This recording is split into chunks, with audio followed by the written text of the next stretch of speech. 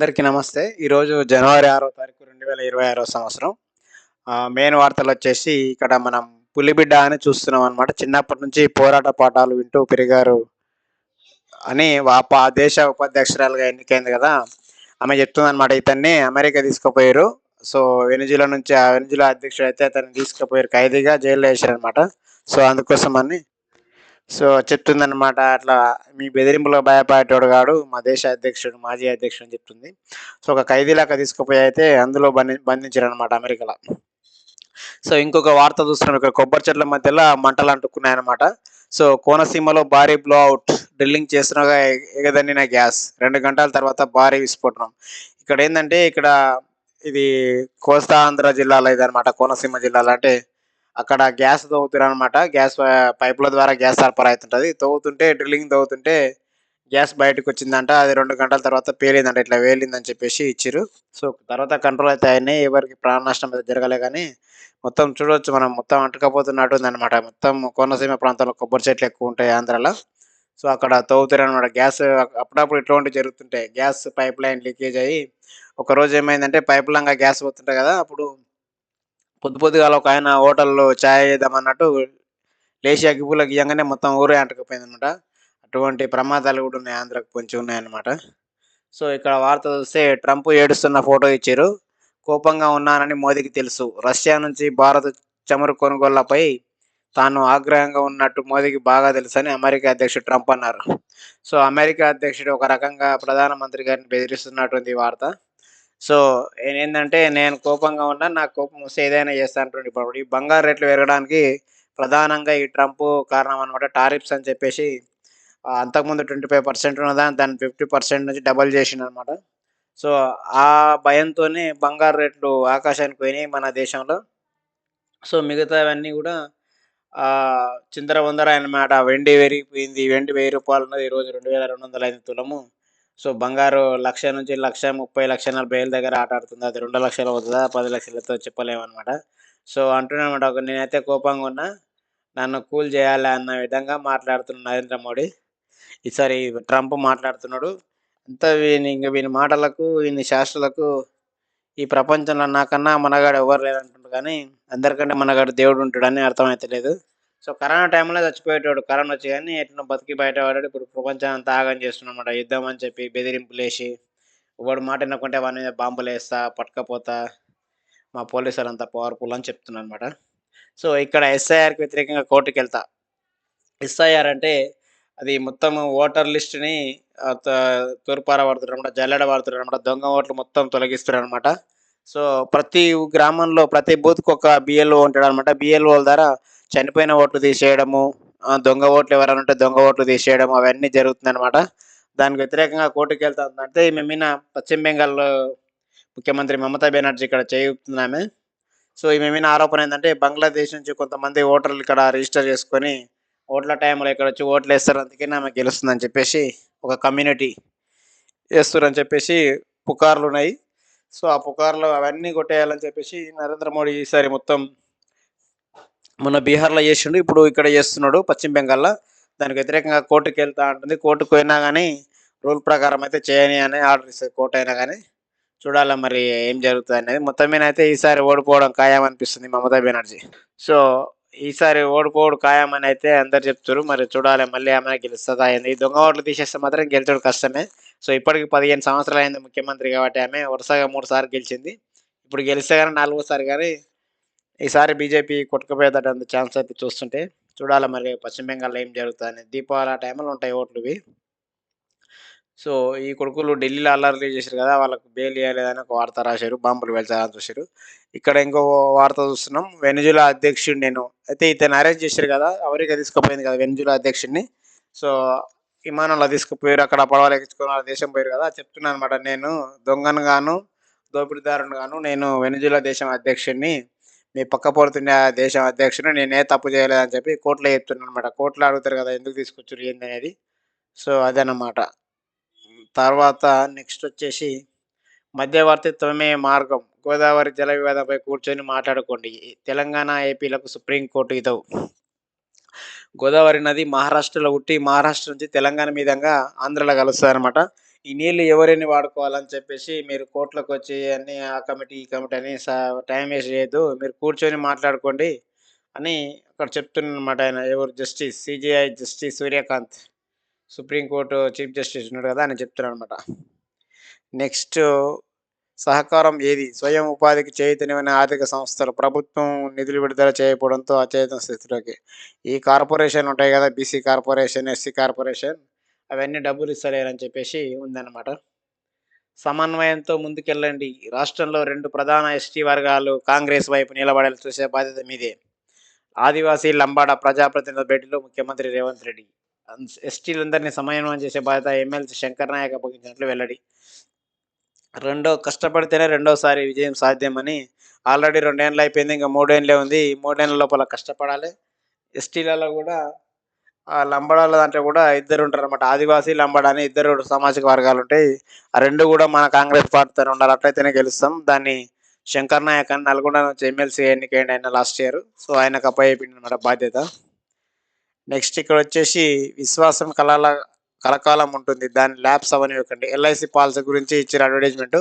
So, మీరు policy కట్టిరంటే కంటిన్యూ‌గా కట్టండి. దాన్ని ల్యాప్స్ అవ్వద్దంటే నువ్వు నెల రోజుల తర్వాత గనక కట్టకపోతే ల్యాప్స్ అయిపోతది పాలసీ. సో, నెలలోపు కంపల్సరీగా కట్టాలి. మీరు టార్గెట్ ఉన్న మీ డేటు వచ్చిన పాలసీ కట్టే డేటుకు నెల రోజులు దాటకుండా కంపల్సరీ కట్టాలని చెప్పేసి ఇచ్చిరనమాట. ఒకవేళ పాతవి అట్లేమన్నా ఉన్నా మళ్ళా కట్టే అవకాశం ఇస్తున్నాము.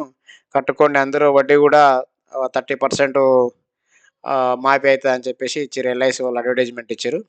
సో, వాళ్ళ కొడుకు కోసం కట్టినట్టు ఎల్ఐసి పాలిసీ ఇచ్చిరనమాట. సో, ఇతని తండ్రి పేరుతోనే కడితే కొడుకే గదా అనుభవించాలని చెప్పేసి అట్లా ఇచ్చిరనమాట. కలకాలం ఉంటుందని. సో, నెక్స్ట్ వచ్చేసి టార్గెట్ మావోయిస్టులు లేని తెలంగాణ. అజ్ఞాతంలో ఉన్నవాళ్ళు లొంగిపోవాలంటూ పదే పదే విజ్ఞప్తి చేస్తున్న పోలీసులు. వ్యూహాత్మకంగా ముందుకెళ్తున్న ఎస్ఐబి.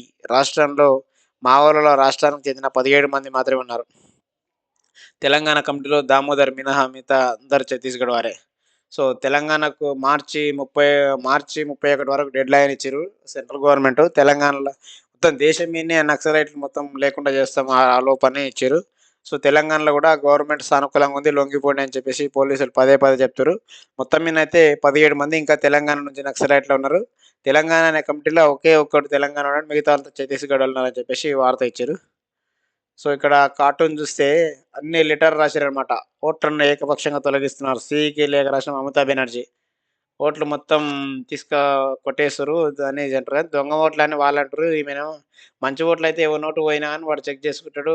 కంప్లెయింట్ చేయొచ్చు గానీ, అది దొంగ ఓట్లు తీసేసే ప్రక్రియ అయితే జరుగుతుంది మొత్తం మీద. సో, మమతా బెనర్జీకి గండం వచ్చింది. దొంగ ఓట్లు గాని పోతే ఆమె గెలుచుడు కష్టమే. లేత మనసుకు రీల్స్ షాక్. పిల్లలు ఇక్కడ ఫోన్‌లో చూస్తుర్రు గదా! మొత్తం ఇలా మనసు ఖరాబ్ అయితది, నిద్ర ఖరాబ్ అయితదని చెప్పేసి డాక్టర్లు చెప్తుర్రు. పిల్లలకు ఫోన్ ఎక్కువ సేపు ఇయ్యొద్దని.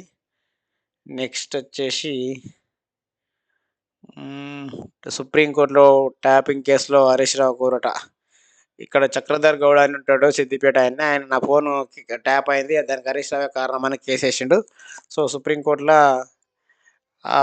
హరీష్ రావుకు అనుకూలంగా తీర్పొచ్చిందనమాట. ఆయన మీద కేస్ చేయొద్దన్నట్టు.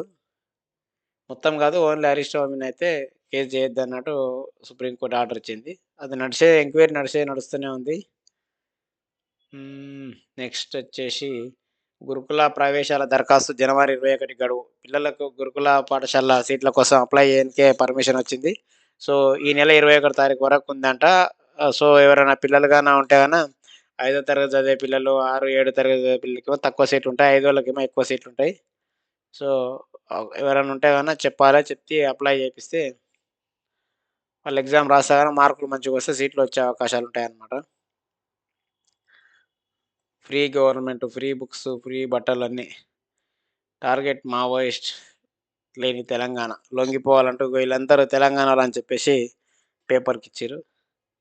గణపతి రాష్ట్రానికి చెందిన వారు కేవలం 17 మంది మాత్రమే ఉన్నారని చెప్తుర్రనమాట. కొమ్ములు తిరిగిన బసవన్న. మ గంగిరెద్దు చూడు ఎంత కొమ్ములున్నాయి అసలుకు. చానా పెద్దగున్నాయి కొమ్ములు. కొమ్ములు తిరిగిన గంగిరెద్దని బైంసల ఆదిలాబాద్ జిల్లాల తిరుగుతుందన్నమాట. సంక్రాంతికి గంగిరెద్దులొస్తాయి గదా! సో, అట్లా 22 ఏళ్లుందంట వయసున్న బసవన్నకు. మహాకాల్ నందితో పట్టణంలో పర్యటించారు. 22 సంవత్సరాలుందంట. కొమ్మలు మాత్రం చాలా పెద్దగా ఉన్నాయన్నమాట. నెక్స్ట్ వచ్చేసి 18,00,000 పలికిన పందెం గిత్త. ఈ కోడెకు 18,00,000 కోడె ఇది కోడి పందాలు కడతారు కదా! మన సంక్రాంతికి బండలాగుడు పందాలు. అందుకోసం అని చెప్పేసి ఇది 18,00,000 పలికిందంట. ఎద్దు కోడె కూడా బావుంది. సూర్యాపేట అనమాట. కోదాడ అంటే నల్గొండ జిల్లాలో ఉంటది ఇది. సూర్యాపేట జిల్లా కోదాడ మండలంలో పరిధిలోని రామలక్ష్మీపురం గ్రామంలో కొప్పుల శ్రీనివాసరెడ్డికి చెందిన ఒంగోలు జాతి పందెం గిత్త 18,00,000 ధర పలికింది. సోమవారం ఆ గిత్తను ఆంధ్రప్రదేశ్‌లోని పల్నాడు జిల్లా నాదెండ్ల మండలం ఈర్లపాడుకు చెందిన వారు కొనుగోలు చేశారు. ఈ గిత్త 2 తెలుగు రాష్ట్రాల్లో బండలాగుడు పందాలలో పాల్గొని బహుమతులు సాధించింది. ఇంతకుముందే బండలాగుడు పందాల్లో పాల్గొని గెలిచిందంట. సో, అందుకు ఆంధ్రోళ్ళొచ్చి కొన్నారనమాట. మన కోదాడ ఒక్కదానికి 18,00,000 కోడకిది. సో, ఇక్కడ చూడొచ్చు వందర కోడె అది. ఒంగోలు జాతి కోడని మామూలుగా మన ఊర్లల్ల పాలమూరు జిల్లాలో అయితే వందర కోడెలంటారు గదా! ఇది వందర కోడె అని పిలవచ్చనమాట. ఒంగోలు జాతి. నెక్స్ట్ వచ్చేసి ఈ హాస్పిటల్‌లో అన్నంలో పురుగులొచ్చినాయంట. కలెక్టర్ ఎంక్వైరీ చేయమంటున్నాడు. ఇక్కడ మంటలు చెలరేగినాయి గదా! ఆంధ్రాల అది ఇచ్చిరనమాట. కోనసీమలో భారీ బ్లౌట్ డ్రిల్లింగ్ చేస్తున్న పగటి వేళ కావడంతో 2 గ్రామాల ప్రజలకు తప్పిన ప్రాణాపాయం. కోనసీమ జిల్లా మలికిపురం మండలం విష్ణుమండలం. ఇది ఆంధ్రాలో ఈ తూర్పుగోదావరి, పశ్చిమ గోదావరి అంటారు గదా! ఇప్పుడు సెపరేట్ జిల్లా అయింది గానీ కోనసీమ జిల్లాని తూర్పుగోదావరి, పశ్చిమ గోదావరి జిల్లాలో వస్తదిది. సో, పొద్దుంకులు కాబట్టి బతికి బయటపడ్డారు. ఎవరికేం కాలే గానీ, సో, అదే నైట్ పూట అయితే గాని అందరు నిద్ర పట్టినకైతే కష్టం ఉంటదని చేపిచ్చేసిరనమాట. ఇక్కడ ఇంకో కేస్ చూడొచ్చు మనం. ఇది గూడా మోసపూరితమైన కేసిది. సాహితీ ఇన్ఫ్రా కేసులో చార్జ్ షీట్ దాఖలని ప్రీ లాంచ్ ఆఫర్ల పేరుతో వేలాది మందిని నిండముంచిన సాహితీ infra ventures India private limited సంస్థ కేసులో సీసీఎస్ పోలీసులు సోమవారం చార్జ్ షీట్ దాఖలు చేశారు. సంస్థ మేనేజింగ్ డైరెక్టర్ బి లక్ష్మీనారాయణ సహా 13 మంది నిందితులుగా చేర్చారు. సాహితీ ఇన్ఫ్రాటెక్‌పై వివిధ ప్రాంతాల్లో నమోదైన మొత్తం 64 కేసుల దర్యాప్తు నిమిత్తం సీసీఎస్‌కు బదిలీ కాగా వాటిలో 17 కేసులకు సంబంధించి ప్రస్తుతం నాంపల్లి కోర్టులో అభియోగ పత్రాలు దాఖలయ్యాయి. ఈ స్కామ్ విలువ 3,000 కోట్ల వరకు ఉంటుందని అధికారులు నిర్ధారించారు. లక్ష్మీనారాయణను డిసెంబర్‌లో అరెస్ట్ చేయగా ఆపై వరుసగా బాధితులు బయటకు రావడంతో ఆయన కేసుల సంఖ్య పెరిగింది. మోసపూరితంగా చేపట్టిన వెంచర్లు వెలుగులోకి వచ్చాయి. ఏం చేశారంటే వీళ్ళెంకా రాజకీయ నాయకులుండ్రు. రాజకీయ నాయకులుండి ఒక తాన 10 ఎకరాల భూమి కొంటారు. ఇక్కడ హైదరాబాద్ చుట్టుపక్కల ఎన్నో తాన కొని మేము ప్లాట్లు చేస్తున్నాము, అమ్ముతున్నాం అని చెప్తారు. ఫ్రీ లాంచ్ అంటే అరేయ్! అమ్ముతున్నాము ఉగాదికి ఓపెన్ అయితుంది. ఉగాదికి కొంటేనేమో దానికి రూ. 1,00,00,000 దానికంటే ముందు కొంటే 60,00,000, 70,00,000 అని చెప్తారనమాట. ఓకేనా? అట్లా ప్లాట్ విలువ అంతా చెప్తారనమాట. సో, అట్లా చెప్పినప్పుడు ఏమైతది? అరే! ఉగాదికైతే ఒకటేసారి రూ. 1,00,00,000 పెట్టాలి. అదేదో ఇప్పుడైతే మనం ఇప్పుడే ఎమ్మడే కొన్నామనుకో 50,00,000కి, 60,00,000కి వస్తాయని చెప్పి చాలా మంది డబ్బులు కట్టిరనమాట. అట్లా దాదాపు 3,000,00,00,000 3,000,00,00,000 అమౌంట్ అంట వసూలు చేసిర్రు. చాలా మంది సాఫ్ట్‌వేర్ ఇంజినీర్లు జాబ్ చేసుకుంటా లోన్ తీసుకొని అట్లా నష్టపోయిర్రు. చాలా మంది టీచర్లు రూపాయి, రూపాయి జమ చేసి ఇంకా చాలా మంది ఇక్కడ హైదరాబాద్‌లో పని చేసుకునేటోళ్ళు, చిన్న చిన్న బిజినెస్ చేసుకొని సంపాదించుకుంటారు. అందరూ గూడా కోటి అంటే కోటి కాదు. చెప్తున్నా కదా! దాని విలువ ఒకవేళ 50,00,000 ఉందనుకో, ఉగాదికైతే 50,00,000 ఇప్పుడైతే 30,00,000 అంటే ఆళ్ళకు అరే! 20,00,000 లాభం వస్తుందని చెప్పేసి చానా మంది కొన్నారు. వీళ్ళంతా మొత్తము మినిస్టర్లు, ఎమ్మెల్యేలు, ఎంపీలు ఉన్నారు. వీళ్ళంతా మోసం చేసిర్రు. సో, ఈ కేస్ చేసినోని మీద 3 ఏళ్ల కింద కేస్ అయిందనమాట. అప్పుడయినాక అందరూ ఏంది ఇది పేపర్‌కొచ్చింది ఇట్లా అయిందని. సో, అందరూ వెనక్కోటి కేస్ పెట్టిరనమాట. అయ్యో! నేను నష్టపోయినట్టే, నేను నష్టపోయాను అని చెప్పేసి. ఇప్పుడు చార్జ్ షీట్ దాఖలు చేసిర్రు. మొత్తం 64 మంది కంప్లెయింట్ ఇస్తే చాలామంది కట్టి ఇంక పోతే పోనని చెప్పేసి ఊరుకున్నోళ్ళున్నారు. కొంతమంది వాళ్ళు రూపాయి, రూపాయి జమ చేసి బ్యాంకులో లోన్ కట్టలేక ఎంతోమంది కూడా అసలు చావాలన్నా, బతకాలన్నా కూడా తెలవక అల్లాడిపోయారనమాట. ఈ సాహితీ ఇన్ఫ్రా ప్రాజెక్టులో. సో, ఈ దొంగ కొడుకులు మోసం చేసిర్రు. మొత్తము ఓట్లల్ల వాళ్ళేంది 3,000,00,00,000 సంపాదించినట్టే వాడు మినిస్టర్ అవ్వచ్చు, ఎమ్మెల్యే కావచ్చు, ఎంపీ కావచ్చు. అవే పైసలు పెట్టొచ్చు, ఓట్లల్ల నిలబడొచ్చు. మొత్తం దుబాయ్ పార్సల్ చేసిర్రు డబ్బంతా. సో, అది కట్టినోళ్ళకు కనీసం సగం సగం ఇచ్చినా సంతోషపడతారు గానీ, ఆళ్ళిచ్చేది కష్టమే గానీ, మొత్తం మీదనైతే కేసయిందనమాట. నెక్స్టొచ్చేసి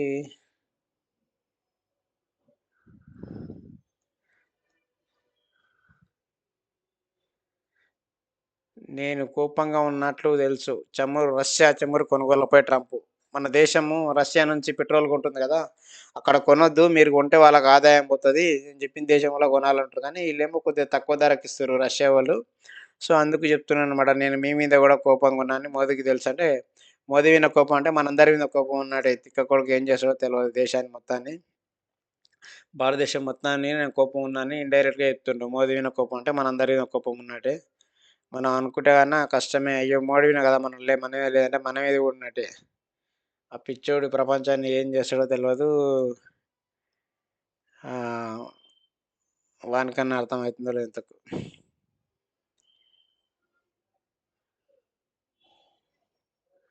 నెక్స్ట్ వచ్చేసి ఇక్కడ చెప్తుండనమాట. నన్ను కిడ్నాప్ చేసిర్రు. నేను నేను ప్రథమ పౌరుడిని ఇతని భార్య గూడా అరెస్ట్ అయింది గదా! ఆమె గూడా చెప్తుంది. మాది ఇట్లా దేశము ఇట్లా అని చెప్పేసి. సో, ఆ డాన్సులే కొంప ముంచాయా, అమెరికన్ ఎద్దేవా చేస్తూ మధుర స్టెప్పులు పదే పదే వికరించడంతో రగిలిపోయిన ట్రంప్. ఇట్లా డాన్స్ చేసి అమెరికన్ హెచ్చిన పెట్టిండు. హెచ్చిన పెట్టినందుకే ట్రంప్ కోపం వచ్చి పట్టుకొచ్చిర్రని చెప్పేసి ఇచ్చిర్రు గానీ, ఆడింగా తలుచుకున్నాడు వానికి ఎట్లా ఆక్రమించాలని తలుచుకున్నాడు. సో, అందుకోసం అని చెప్పేసే ఆహ్, లేపుకొచ్చిరన్నమాట. కిడ్నాప్ చేసిరన్నమాట అతన్ని. నెక్స్ట్ వచ్చేసి ఎస్ఐఆర్‌కి వ్యతిరేకంగా కోర్టుకెళ్తా. ప్రజలు భయంతో ఆత్మహత్యలకు పాల్పడుతున్నారు. అనారోగ్యంతో ఆస్పత్రి పాలవుతున్నారు. ఎందుకు ఓట్లు అన్నీ సరి జేస్తే ఎందుకు ఆత్మహత్య చేసుకుంటారు? ఎందుకు జ్వరం వస్తుందో అర్థమైతలేదు.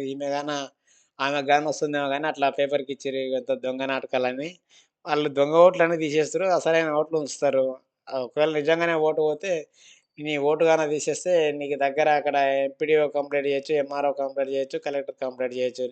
నిజమైన ఓట్లు గాని పోతే గన. దొంగ ఓట్లు పోతే ఇంక వాడు ఎవరికీ చెప్పలేడన్నమాట అట్లా.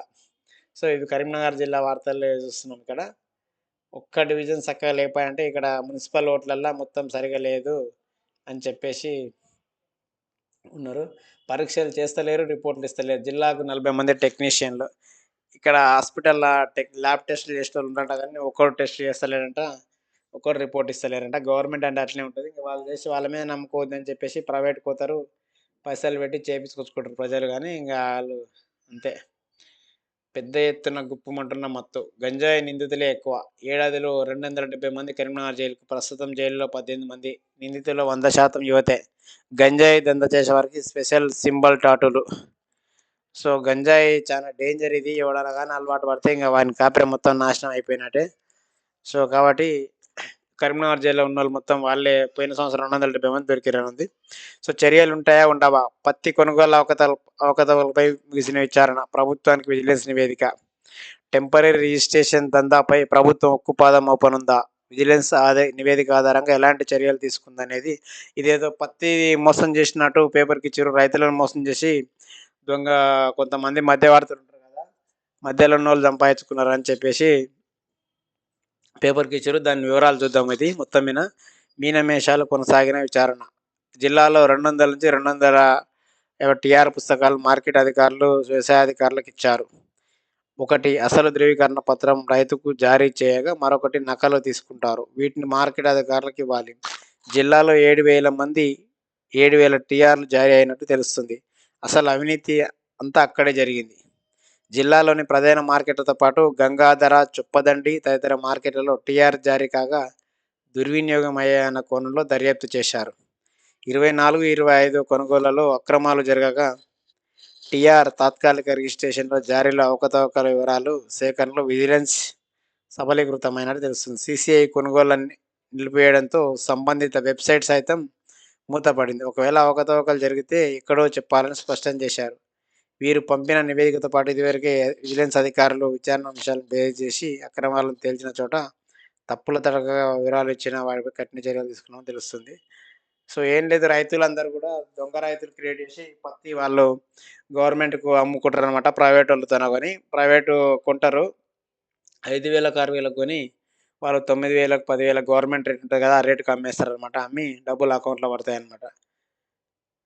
జిల్లాలో 2000-2007 మధ్య కాటన్ కార్పొరేషన్ ఆఫ్ ఇండియా కొనుగోలు చేసింది.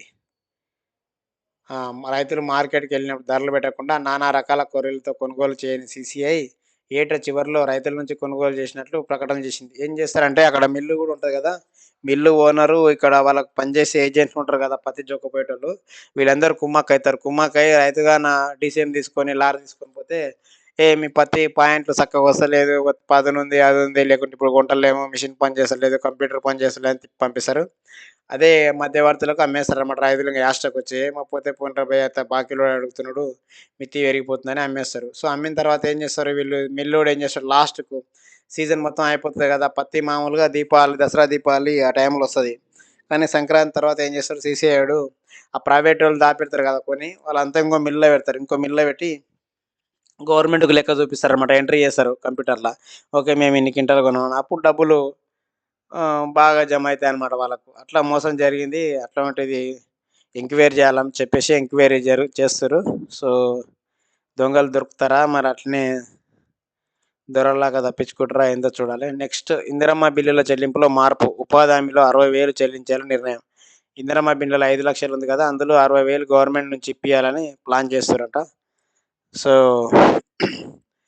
నెక్స్ట్ వచ్చేసి బెల్ట్ షాప్ నిషేధం. తిరగబడే నిర్వాహకులు. ఇది క్వార్టర్ సీసాలు అమ్మే సీసాల షాప్ బంద్ ఉంటే ఆళ్ళు ఎదురు తిరిగిరంట అమ్మేటోళ్ళు. ఎట్లా బంద్ చేస్తార్రా మీరని. నెక్స్ట్ వచ్చేసి ప్రభుత్వ స్థలం ఆక్రమించి ఇంటి నిర్మాణం. ఇక్కడ ఎవడో గవర్నమెంట్ స్థలం ఆక్రమించి కొంతమంది ఊర్లలో చాలామంది కూడా గవర్నమెంట్ స్థలాలు ఆక్రమించి ఇది మాది, ఇది మా తాతది, మా అయ్యది అని పించింగ్ చేస్తారు. ఆళ్ళకు కరెక్ట్‌గాన కలెక్టర్ గాన కంప్లెయింట్ చేస్తే ప్రభుత్వ స్థలాలు చాలా మంది ఆక్రమించారన్నమాట. వాళ్ళ పైన కంపల్సరీగా చర్యలుంటాయి. కాపోతే ప్రజలు కంప్లెయింట్ చేయాలన్నమాట. ఆర్‌డీఓకు వినతి పత్రం ఇస్తారు వీళ్ళు. ఆక్రమించి కట్టిర్రు కొల్లగొట్టాలని చెప్పేసి. కంపల్సరీగా సర్పంచ్ మొదటి బాధ్యత. సర్పంచ్ గాని పట్టించుకోకుంటే ఎంపీడీఓకు, కలెక్టర్‌కి కంప్లెయింట్ చేయాలి ఎవ్వరికైనా గాని. చేస్తే అప్పుడు వాళ్ళు యాక్షన్ తీసుకుంటారు. తీసుకోకుంటే సర్పంచ్ గాన కరెక్ట్ ఉంటే ఆ జేసీబీ తీసుకుపోయి కూలగొట్టొచ్చు. డైరెక్ట్ తీర్మానం చేసి ఆ గవర్నమెంట్ స్థలం ఆక్రమిస్తే ఎవరినయ్యా జాగీర్ కాదు. అది ఊరందరి కోసం అని చెప్పేసి ఉంచుతారనమాట. అసెంబ్లీ లాబీలో మేడారం సందడి. ఇక్కడ మేడారం జాతరకు రావాలని చెప్పేసి ముఖ్యమంత్రి రేవంత్ రెడ్డి గారికి మన సీతక్క, సురేఖమ్మ, పొంగులేటి శ్రీనివాసరెడ్డి, ఎంపీ బలరాం నాయక్ ఇక్కడ వరంగల్ జిల్లాలో పోయి చెప్పి రమ్మని అడిగారనమాట జాతరకు రావాలని. గవర్నర్, స్పీకర్, సీఎం మంత్రులకు ఆహ్వాన పత్రాలు అందించిన సీతక్క, సురేఖ. 28-31 వరకు మేడారం మహాజాతర. 3 రోజులు అంటారు గానీ మొత్తం నెల రోజులు జరుగుతది ఆ జాతర. సో, జాతర రావాలని చెప్పేసి అడిగిరనమాట. నెక్స్ట్ వచ్చేసి ఆత్మగౌరవం కోసమే బీఆర్ఎస్‌ని ఎమ్మెల్సీ పదవికి రాజీనామా చేశా ఆమోదించండి. నిన్న కవితమ్మ కేసీఆర్ గారి బిడ్డ రిజైన్ చేసినా నేను వెళ్ళిపోతున్నా, ఉంటలేను. నా పదవికి రాజీనామా చేసినా యాక్సెప్ట్ చేయండి అంటారు. అంటే రాజీనామా చేసినా గానీ వాళ్ళ స్పీకర్ యాక్సెప్ట్ చేయాలనమాట. సో, మండలి చైర్మన్‌కి ఇచ్చింది సుఖేందర్ రెడ్డికి. ఆయనకు చెప్తుందనమాట తీసేసేయి నా పదవి నాకొద్దని. నెక్స్ట్ వచ్చేసి కేసీఆర్ క్షోభను గురి చేయొద్దు. మీ నాయన బాధపడుతుండమ్మా నువ్వు అట్లా చెప్పకని వీళ్ళు చెప్తుర్రు. నెక్స్ట్ వచ్చేసి జీఎస్టీ సవరణ బిల్లుకు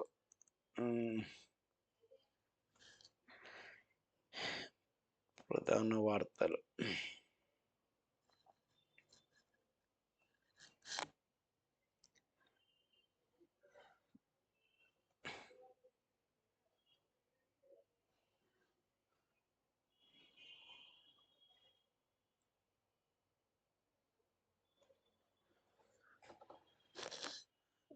ఇవి ఇక్కడ కొత్త సీజన్‌లో కోటి ఆశలతోని సింధు ఆట ఆడుతుంది. క్రికెట్ ఇచ్చిర్రు గేమ్స్‌లలో. ఇవి సినిమా వార్తలు. ఇవి ఇంకేం అవసరం లేదు గానీ, ఇవి ప్రధాన వార్తలు ఈరోజు. జిల్లా వార్తలు తర్వాత కవర్ చేద్దాం.